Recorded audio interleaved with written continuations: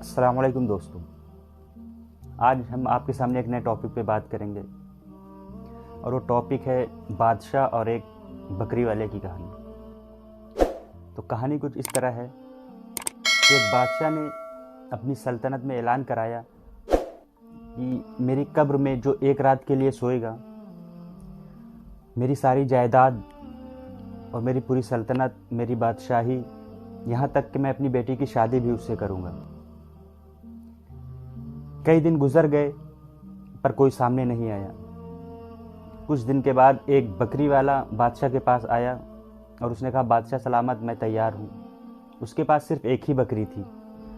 तो उसने सोचा ऐसे भी ये ज़िंदगी, खामोश ज़िंदगी गुजर रही है, क्यों ना एक रात कब्र में गुजारा जाए, उसके बाद शाही ज़िंदगी गुजारेंगे।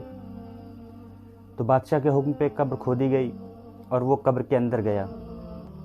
जब वो कब्र के अंदर गया तो फरिश्ते आए और फरिश्तों ने उससे पूछा कि तुम्हारे पास एक बकरी थी, क्या तुमने उसे वक्त पे पानी दिया?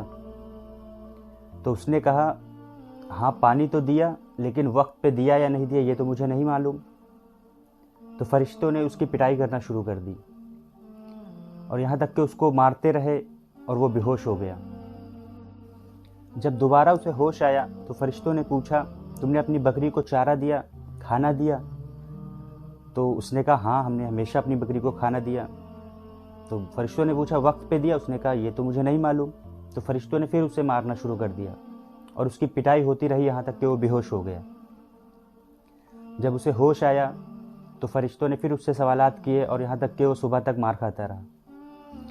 जब सुबह हुई तो बादशाह सलामत और सल्तनत के सब लोग बाहर खड़े थे कि अभी ये निकलेगा। बादशाह भी इस्तकबाल में खड़ा था कि मेरा दामाद आने वाला है और एक नया बादशाह आने वाला है। जैसे ही उसको कब्र से निकाला गया वो भागना शुरू कर दिया, यहाँ तक कि वो भागता रहा और सल्तनत से बाहर चला गया। वो बादशाह के हाथ नहीं आया। 2 दिन गुजरने के बाद जब वो बादशाह को मिला तो बादशाह सलामत ने उससे कहा, तुम तो मेरे दामाद बनने वाले थे, तुम्हें तो पूरी सल्तनत मिलने वाली थी, क्या वजह थी कि तुम भाग गए? उसने कहा, बादशाह सलामत, मेरे पास एक बकरी थी, उसका हिसाब देने में मुझे रात भर पिटाई होती रही। मैं तो आपके बारे में सोच रहा हूँ, आपके पास तो पूरी सल्तनत है, आपका क्या होगा? मुझे ऐसी सल्तनत और ऐसी बादशाही नहीं चाहिए। तो दोस्तों, इस कहानी से बताना मकसद ये है कि हम लोग ज़िंदगी में देखते हैं कि फ़लाँ शख्स के पास इतना माल है और हमारे पास कुछ नहीं है, वो अमीर है, हम गरीब हैं। हालांकि इस्लाम में अमीर और गरीब इंसान अपने अमाल से होता है।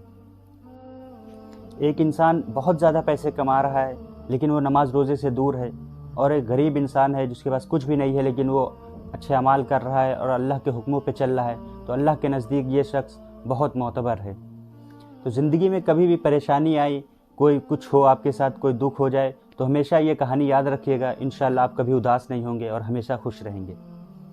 तो आज की वीडियो यहीं पर मुकम्मल करते हैं। वीडियो पसंद आई हो तो अपने दोस्तों में शेयर ज़रूर करें और मेरे चैनल को सब्सक्राइब करें। वीडियो देखने के लिए बहुत बहुत शुक्रिया।